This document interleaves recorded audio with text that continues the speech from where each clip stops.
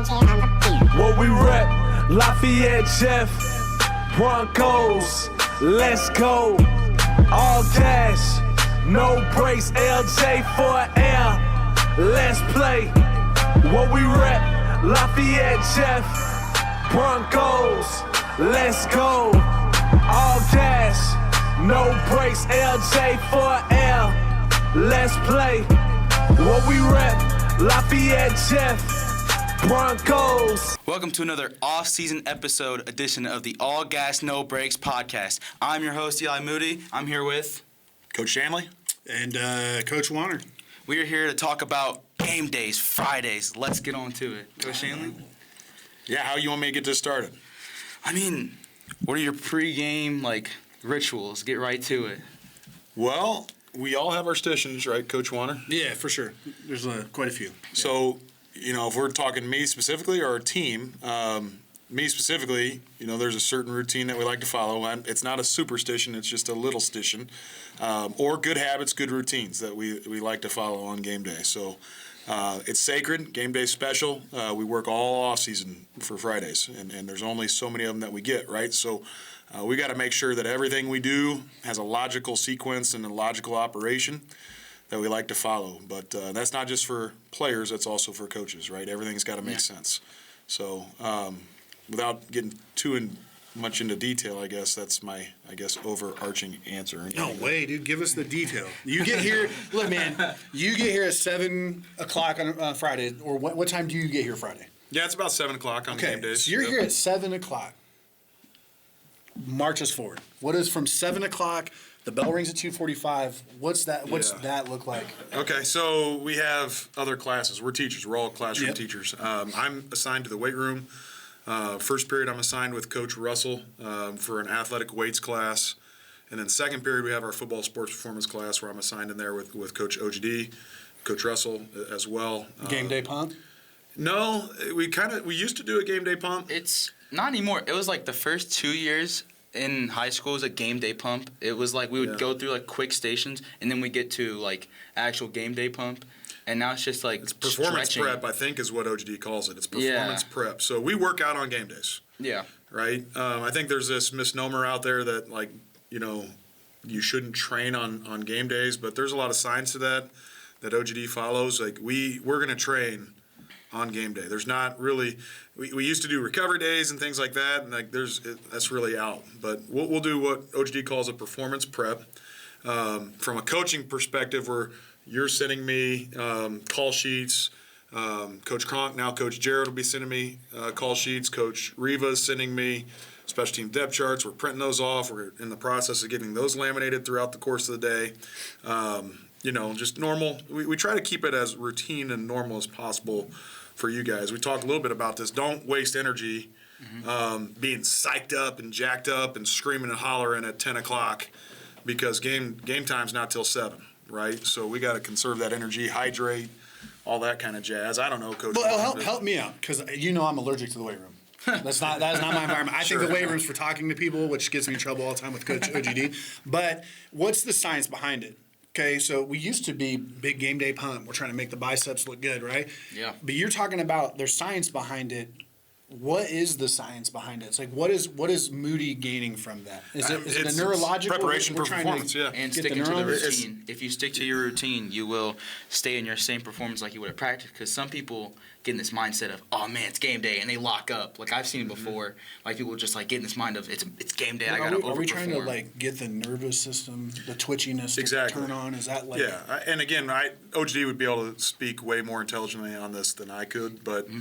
There's not going to be a lot of volume, right? So it's not going to be taxing for the central nervous system. It's going to be preparing their bodies for game day, right? And what that looks like, again, week to week, Friday to Friday, it may be a little bit different based off earlier week's programming. But again, I'm taking attendance, and I'm a cheerleader at that point, right, and making sure everybody's here. So, but to speak on the science of it, again, it's preparing their bodies for battle, right? And again, it's not going to be overly taxing on them, but it's definitely not a day off. So is it that your experience in the weight room? Yeah, it's very big on be where your feet at. That was the saying this year after every single weights period, before and after. And that just means wherever your feet are at, be there. Do not be thinking about the game too much. Just let it be another day, and once we get to the game, we'll be there. And so then I already know what he does. This man goes and takes naps, by the way. So like I already know like In the study hall portion? yeah. So he's telling me, he's like, I had release, coach, so I'd go home and sleep. Okay. I told him I took a half day one time before a game, and I just stressed out. All I did was overthink the entire time of do we do this, that, and the other. So I don't do that. I have to be at school teaching. I don't care if I was like miserably sick. I got to be at school teaching on game days. You get in with weights class. What is it? 2:45. You just get through your day. Bell rings 2:45. What are you guys doing then? Go ahead, Moody. On a home game, I get to go to the cafeteria, get some good eats. Yep. I love that. I always love the mom squad. Big The hand appreciation rubbing's to them. Brings back good memories. Man, that was my favorite part of game day. Get some big eats. Texas Roadhouse, that was a good one. Yeah, I didn't like it too much when they brought the brownies in. Not good. So you guys, the whole team just goes to the cafeteria and eats. I'm never there, so I get done, and then me and Coach will have our own little ritual we got to follow. But like, I'm never in the cafeteria, so y'all just pile in the cafeteria and eat. No, we go by position groups. So we'll have everybody in. Once everybody's in, Coach Shanley will roughly go through the schedule quickly, and then quick prayer, and then we'll eat, and then just head straight out and start getting ready for not warm-ups, but just like kind of a warm-up in a way. Our first kind of warm-up. So you don't go in there and sit with the cornerbacks then. Sadly not. So who are you sitting with? I'm sitting with the offensive linemen, even though I'm a fullback by trade. Okay, but so what's the point of that? Why have them all sit together in position groups? So each, honestly, I stole it from my time at Ben Davis. Is what we did. You sat with your position groups. We have some position coaches that are able to be there. For example, Coach Getz is in there. He sits by the outside linebackers, and he's got quizzes that he gives them. Coach T-Mac and Coach Love, the running backs, they're going to have quizzes. Coach Henderson's always sitting by the D-line, kind of just going through those last little details and nuances of the game plan. But again, it's keeping them together. And again, it's honestly, for me, it's a quick way to do some attendance. Is everybody accounted for? I don't believe in our kids going home after school. Mm-hmm. I'm very much routine, right? We're very much routine. Our mom squad, they get with OGD, and they kind of plan out the right kind of meals for performance, the timing of when we eat. For performance is there's some science involved with that. We don't want it to be too heavy and weigh them down. We've had meatball subs and pizza before, and it seemed like we were a little bit lethargic in those games when we did that. So, we had to kind of take a deeper dive into what are we putting in their bodies, what are we using to fuel them. Again, we work really hard for those Friday night experiences, so we want to make sure everything's aligned with performance. So and being ready we're to always go. big on it's a vegetable, water, and a meat. It's like usually those three, and usually bread bread in there too. So some carb. even away games, Yeah. you guys. Yeah. So it's not you grab your sack lunch and you just go. So when we went to Concord this year, they didn't eat their food immediately when they got there. No, again, the timing is when they're getting that in from where kickoff is at is important. And again, take this opportunity to shout out our mom squad, because a lot of times the mom squad's coming in on those road games on Thursday nights, and they're prepping, a sack meal for the guys. And again, when they eat that depends on when kickoff is. So typically it's 4 hours before kickoff when we want to consume that food. So Is it tough being the O-line group on the bus and all the food's just sitting in the back and you have to wait? Yeah, it's like when you're a dog and you're waiting for your owner to give you the food and you're Tails just like, are wagging. Yeah, tails wagging. Just Just waiting. like, please, just give me some. Clawing at you. he says that, for sure. Come on. You getting one too? So you get the meal done. Okay. Usually at that point, I tell him Fridays are the worst for me. Because it's just hurry up, wait. Yeah, especially home games. And then we kick off and I have no control. So then it's very not a fun day for me. I prefer Monday through Thursday. But so you get done, we eat. Then what happens? And I'm not throwing you under a bus, but we were talking before the game, the evolution you've made on game day from my initial experiences with you to where you are now. So we'll get into that a little bit. But what happens after the meal? Where do you go? What happens there? Yeah, so the players are released, and when they're done eating, make sure your area's clean, and then they head out. If it's a home game, they head out to the locker room. So they have a little bit of downtime there where they can get taped with Clev, use the restrooms.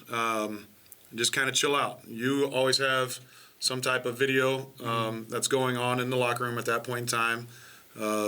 Typically college football highlights of some kind that are on the TVs in the locker room. And then there's a walkthrough that we'll do. So defense will be on half the field, offense will be on half the field, and we're walking through game plan type of stuff. Then they're released. We have a little bit more downtime, hurry up and wait, and then we'll have a special teams meeting. And around that time, that special team meeting, it coincides with like kickers and specials going out for their walkthrough. And then it's just kind of your normal, typical stuff. We like to be early on the road. We try to arrive, if we can, 2 hours before game time. But from the coach's perspective, again, we try to space things out, make sure we're kind of touching up on the mentals. And this may shock you, because I don't know how long you've known him, but this may shock you. He has a list of responsibilities for every coach that it goes down in order. I think I've seen the list. Yeah, and he sends it out every Friday, hum away, and it's got your name and what you're doing and how you're doing it. And so, like, there is a hurry up and wait part of it. And by the way, it's not a bad thing. It actually is helpful because it reminds me of things. But there is a hurry up and wait part of it, but also, like, Coach Koger's got things he's got to be getting done, and Coach Kruzwick's got things he's got to be getting done. And, we've got film up in the coaching office. So there are things for us to do, and there's busy work-ish, but it can be a little monotonous at times too. But so you get in the locker room, what's the vibe for you in the locker? I like to get my headphones on, and I listen to my music. I like listening to my music. I know everybody's kind of got their own music. What's your music, Moody? My music is gospel music. Oh, cool. Give me my gospel going. So I love. Sorry, the contrast of like the rap music that's getting blared over the speakers in the locker room, and then the Moody sitting there listening to gospels. That's such a crazy dynamic.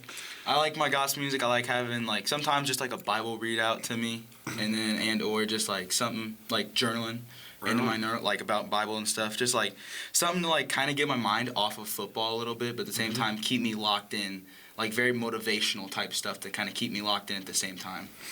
Interesting. Would not have guessed. No. If you'd asked me, I would not have guessed that. So you're doing that. What's the atmosphere like in the locker room at that point? Well, it depends.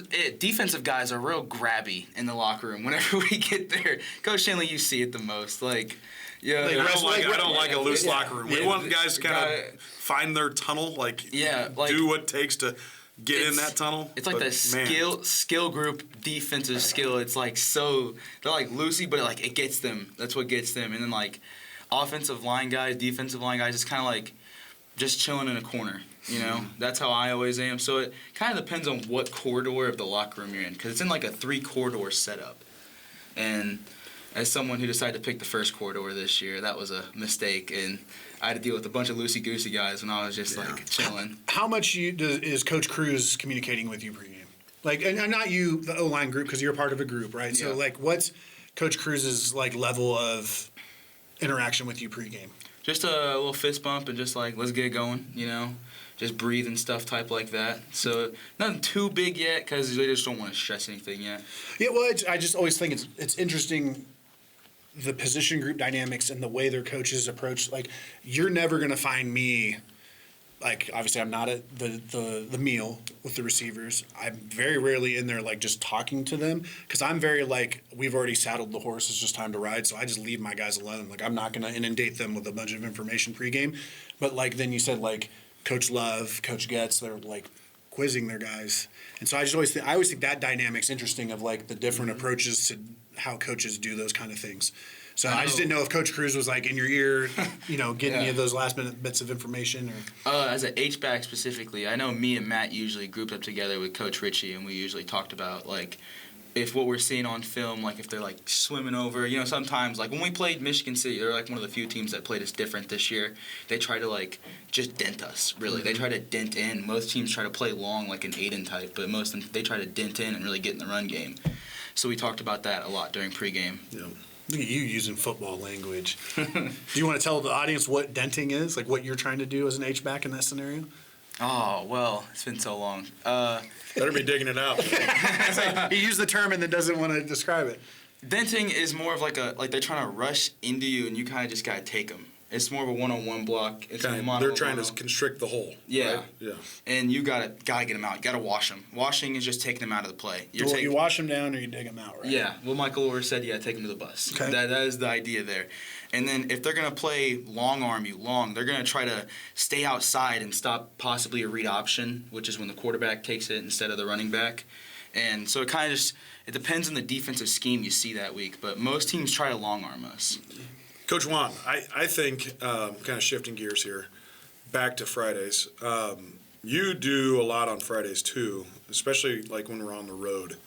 One thing that's cool, like, we kind of have set coaches that ride the bus. Mm-hmm. We've got kind of some friends of the program that drive the minibuses that are minibus certified. Mm-hmm. You drive your truck there every week. You've done that for a long time. Yep. But you have like a set crew of guys that like to ride with you. Yeah, it's the same So, 4 guys. Yeah. Yeah, 3 guys. you have your routines. Yeah. Talk us through what that's like. So you're not on the bus, you're in your truck. And The drive. I don't know if you had met the 4 of us like, in a public space. You would ever have thought the 4 of us would have been grouped together. Who's the 4? So it's me, Coach Hendo, who's a D-line guy, Coach Sewell. We all know and love Coach Sewell, offensive guy, and then Coach Dunkel, who's probably the most relaxed of the 4 of us, and Probably. probably Without question. Yeah, and they have all built their own playlists. So we only play Coach Dunkel's playlist on the way home if we win. It's called Dunk's Digs. It is all late 80s, early 90s rap, which I don't know any of it. So it's interesting to listen to that. Okay. But we eat the same food every Friday. So this year was Salads. Wendy's this year. The year before it was McDonald's. One year we tried to get KFC, and then we got throttled by Cathedral at Lucas Oil, so we never ate KFC again. That was off the list. So yeah, we do have our routines, but it's really there was a coach before me that used to drive the chairs and all this other stuff up to games. He left, and so there was kind of that weird gap of who was going to do it. So I volunteered to do it, and also then I don't have to ride the bus because people don't shower anymore after games, which Doesn't smell well. I wasn't allowed to get on the bus in high school if we didn't shower. So That's been a thing. My freshman year, I was like, oh, we're gonna like. My dad told me about like these shower stories, and I was like, yuck, don't want to do that. Well, I'm more talking about like yeah. I don't want to get on the bus home and to smell y'all. So like that is a relief for me as I get to ride in my truck and not have to smell the 90 minutes of football. Sweaty football players. It's bad. No, like the Concord game, that was nasty. Yeah. I was like, we already lost, and I got to deal with the stench of everybody on this bus. So you don't want to talk about this, but I want to. Because I was telling him before, I'm so proud of the evolution of Pat Shanley and like, where he's coming. So like, you today when you go and I watch pregame and we have the players are out and they're just in their jerseys. That kind of the receivers are coming out, the skill groups, the punters and things like that. Like watching you now playing catch with your sons. Yeah, that's pretty or special. just having general conversation and like. That's not how it used to be. So, like, when we first started coaching, I was telling him, like, if someone was missing a knee pad and they'd be like, I got to go talk to Coach Shanley, I'd be like, for what reason? You know what I mean? Because you were, like, really wound tight. So, kind of maybe tell us the evolution, like, what changed? You learn to trust your people. And we've got really, really good coaches that put in a lot of work throughout, Saturday, Sunday, Monday through Thursday.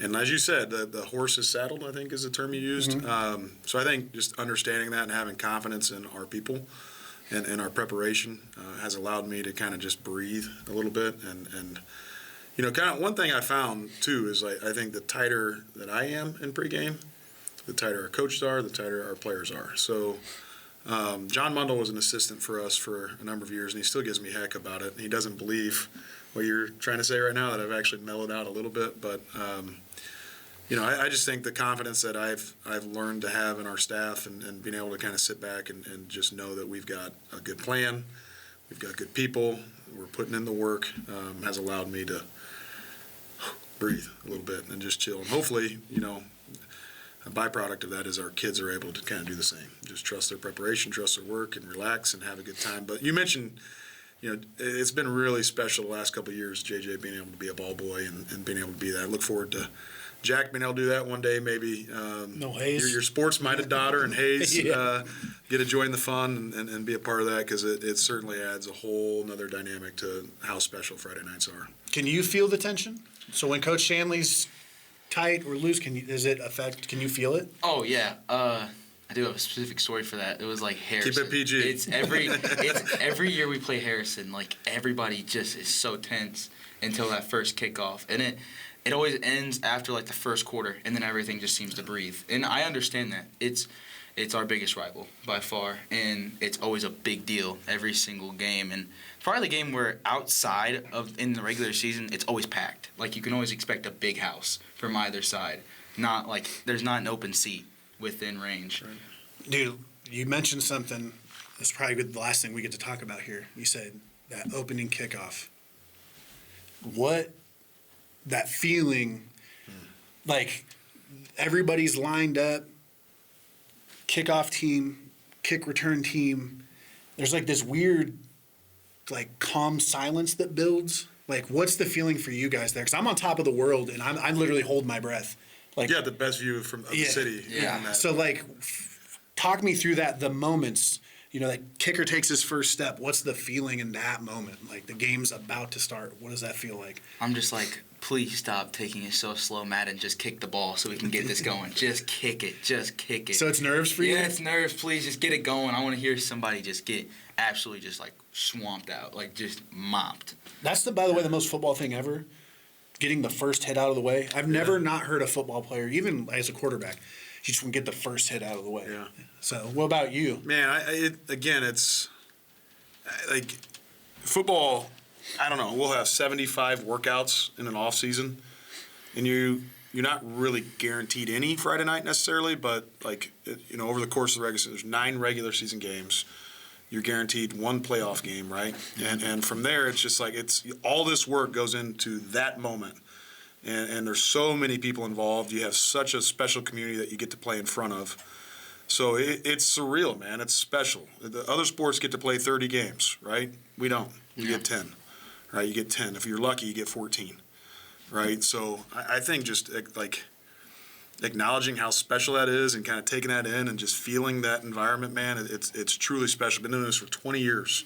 And I got goosebumps right now. The classic Shanley shit. Like goosebumps thinking about that moment, man. It's truly, truly unique and it's truly special. It's what, for me, it keeps me relatively sane and young. Mm-hmm. Yeah. Just being able to be involved with a game at a special school, special community, special people. It's special, man. So I don't know. I don't know if that answers your question, man. But I think it does. Yeah. If not, the Goosebumps told the story. yeah.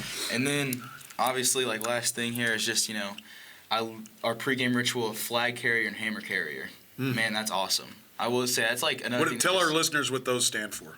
Flag carrier is just someone who's always smiling every day, who's just always so excited to just play football. Like it's juice guy.